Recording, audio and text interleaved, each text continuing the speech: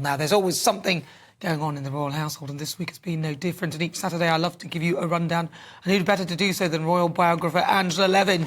Angela, welcome. Thank you. There is a lot to talk about. So what should we start with? Should we go with Prince Harry and Meghan, seeing as they're on their security detail in Colombia, the drug capital of the world, I think it is, or is that Scotland? I think we should. What is extraordinary, there are hundreds of things that are extraordinary, but what is really extraordinary is all the things they hated doing, they are now doing.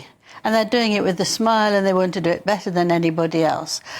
You know, you start there, that's where you end as well, because you think this is phony. This is all to say, I can do better than you can, but actually they can't. Very interestingly, that the Vice President, Francia Marquez, she saw Meghan and Harry on Netflix when they did the six episodes. No, that was a slip of the tongue. It was a Freudian slip. Yes, 6 hours of it, which it nearly killed me because I had to watch it. It was so boring, it was so difficult. She fell in love with Meghan and thought, this is wonderful, I must meet the woman. So Harry, very little interest in him. So he was standing in the back. He didn't speak or understand Spanish. He could just say, what is your name? How old are you? Which is... at least he tried a bit. So it was so unfair. It was so negative, I thought. So I went back, actually, and looked at the 6 episodes. And this was the one where Meghan mimics the Queen, which I think she lost a lot of followers on that. And she bent over and she said fake curtsy. Yeah, that wasn't very nice. Yeah. But... she was teaching little girls there to do curtsies for her because she is a princess. And so those little kids were trying to learn how to do... Is that what she was doing in Colombia? Yes. Teaching the kids how to curtsy? Yes. When yet she had mocked the curtsy. Yes, that's what I'm telling you. Terrible. I thought, I couldn't believe that. And I just checked that was in...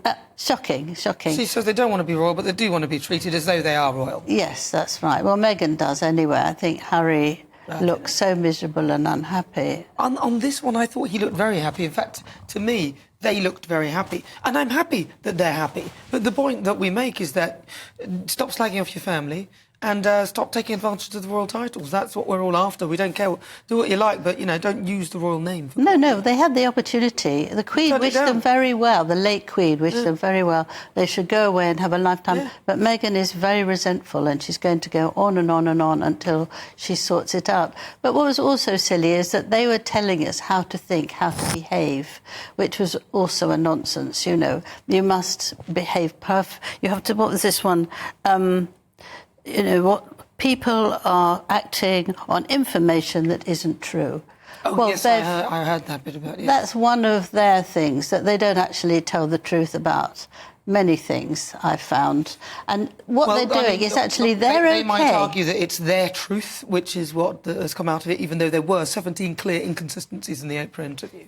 19 was there it were. 19? Yes, there we are. But you can't actually go around telling everybody else what to do if you're not doing it. I think that's a nonsense. And I think that this is very much to upset the royal family even more because of the danger, and also any arrangements they might do, any promises to do a deal with them, or to make sure that they become more familiar with us, or with sort of changing the way that the royal family works for their way. And I hope that the royal family who are in Scotland have a big think about this, because I think it affects the royal family very seriously. And if they're going to go to a country, every 2 to 3 weeks and build up something against the royal... Yes, the royal family needs to be wary of that. They should really definitely be wary of it. Would you say that there needs to be sort of a motion towards... I know that the King and Queen can't do it, but there should be some sort of motion towards removing their titles so they can no longer trade with them. Like, if they want to do royal so-called faux tours around the world, that's up to them, do what you like. But to do it on the back of being royalty when you have stepped back from the very thing that you're doing, is very disingenuous. Yes, I mean, this is a parliamentary thing to do. The king can't do it. It could be done. Yes, it can be done, but they can't take away Prince. They can take away Dutch and Duchess, but they can't take Prince because he was born a prince. Yeah, but I you think can't you can take that away. I'm sure you can. Well, I've been told it can't. You can't be. But otherwise, Meghan also gets called princess, and I don't actually think many of us want that. But I think they've got to do something now because it's coming to a spot that is dangerous. Well, Parliament make the laws, so you could make a law. And the King, obviously, the bills go to the King in the end, so they could change the law.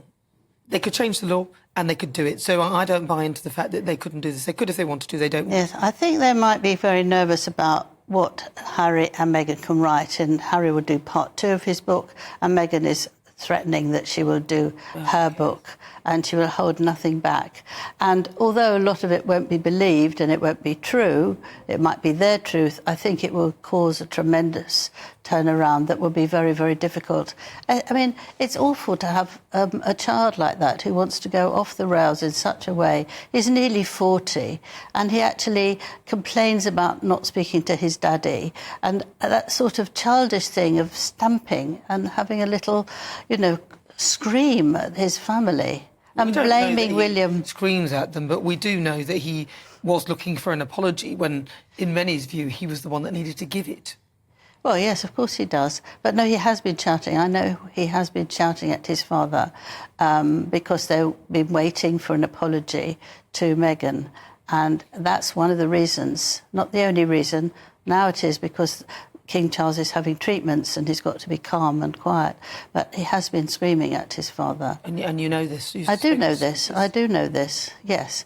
And you don't want to hear that every time that somebody comes up. And actually it's squashed into 20 minutes or 10 minutes and then he's off. So if you really, really want to do this, I think you come for 2 weeks and you talk about everything slowly, quietly, and with understanding where the other one comes from. Yeah. But he doesn't do that. He wants it now. He turns up.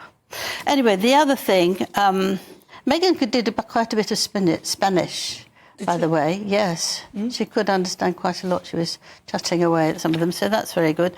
The Duchess of Edinburgh had gone there last year, and she went, and it was a very good tour. It wasn't dangerous. It wasn't dangerous at that time, and she was working with women in conflict, and the British Embassy helped her at the request of the Commonwealth Development Office, and that all went very well. They've got no one helping them. They've got no idea, nobody.